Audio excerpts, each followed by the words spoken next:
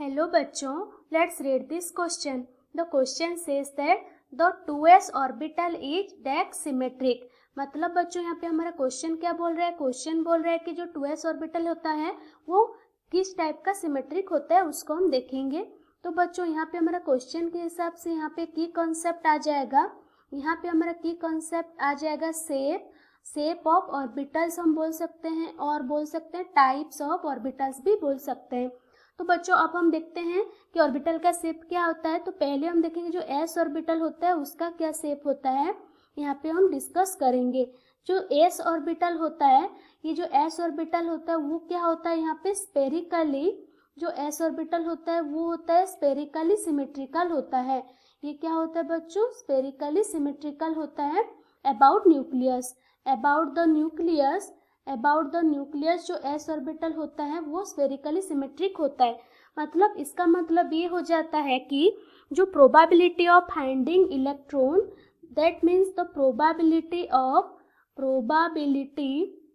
Probability हमारा किसका probability है, प्रोबेबिलिटी ऑफ फाइंडिंग इलेक्ट्रॉन्स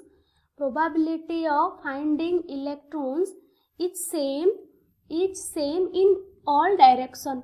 मतलब हर डायरेक्शन में क्या होता है, जो इलेक्ट्रॉन को पाए जाने का पॉसिबिलिटी होता है वो सेम होता है। हम हर डायरेक्शन में ये सेम होता है। मतलब क्या होता है, जो एस ऑर्बिटल होता है वो क्या होता है, नॉन डायरेक्शनल नेचर का होता है। जो एस ऑर्बिटल होता है वो नॉन डायरेक्शनल होता है। मतलब ये क्या होता है, हर एक्सिस में सेम हिसाब से डिस्ट्रीब्यूट होता है। अब बच्चों हम 2s ऑर्बिटल देखेंगे। हम 2s ऑर्बिटल का डायग्राम देख लेते हैं बच्चों। तो यहाँ पे हमारा बच्चों क्या है, पहला ये 1s ऑर्बिटल का डायग्राम है जो स्पेरिकली सिमेट्रिकल है, और ये बच्चों हमारा 2s ऑर्बिटल का डायग्राम है जो कि स्पेरिकली सिमेट्रिकल है। और यहाँ पे बच्चों एक्स वाई जेड एक्सिस में ये क्या है, एक्स वाई जेड एक्सिस में ये सेम हिसाब से डिस्ट्रीब्यूटेड है। ये सिमेट्रिक है, यहाँ पे सिमेट्रिक ये यहाँ पे देखा जाता है। और यहाँ पे क्या होता है, एक नोड होता है।